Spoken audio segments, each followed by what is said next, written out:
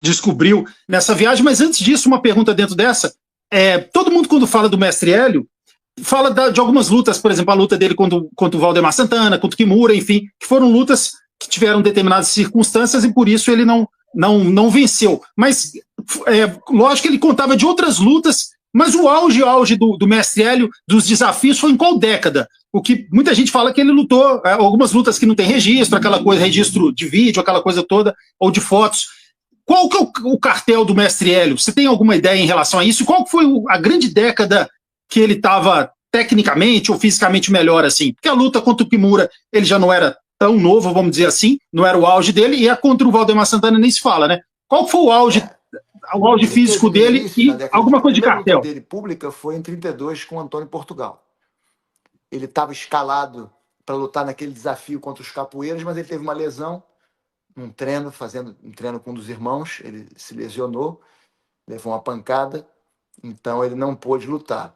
Então a estreia dele foi contra o Antônio Portugal em 32. E aí ele lutou com o Namik, lutou com o Fred Ebert, né, que foi a primeira luta que ele fez contra um adversário realmente muito mais pesado do que ele, ainda com 19 anos, tinha acabado de fazer 19 anos, muito novo.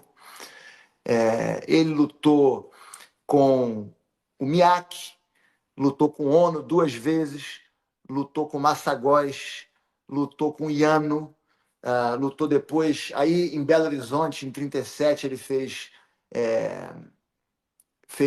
lutou com o Zibisco, né, o Vladek Zibisco, um monstro da luta livre, que não conseguiu vencer o Hélio Gracie, sendo muito mais fraco do que ele. Lutou com o Dudu, que foi um vale-tudo violentíssimo, né? O Dudu, um lutador muito famoso no Rio de Janeiro na época, e o Hélio Gracie bem mais leve, conseguiu vencer o Dudu. Lutou com o... Depois, em Belo Horizonte, em 37, ele fez 2 lutas com o Espingarda, que tinha vencido o Oswaldo anos antes, e lutou com o Erwin Klausner, que era um boxeador muito famoso da Estônia. E essas foram as últimas lutas que ele fez na década de 30. Bacana mesmo. O Dudu que você se refere é o Dudu que foi mestre do Mestre Tatu, um dos pais da luta livre? Orlando Américo da Silva, Dudu, exatamente, esse mesmo. Bacana. Mesmo. Foi uma hora. Mas aí... O Hélio Gracie falou que foi a luta mais violenta que ele fez. O Dudu quebrou a cabeça dele com uma cabeçada, o nariz dele, com uma cabeçada da guarda.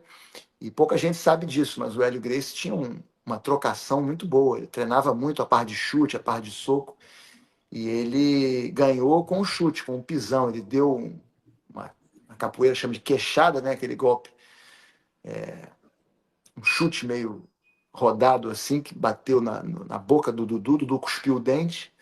E aí ele fintou que ia dar de novo. O Dudu levantou a guarda, ele deu um pisão na barriga do Dudu. Dudu arriou e desistiu da luta ali.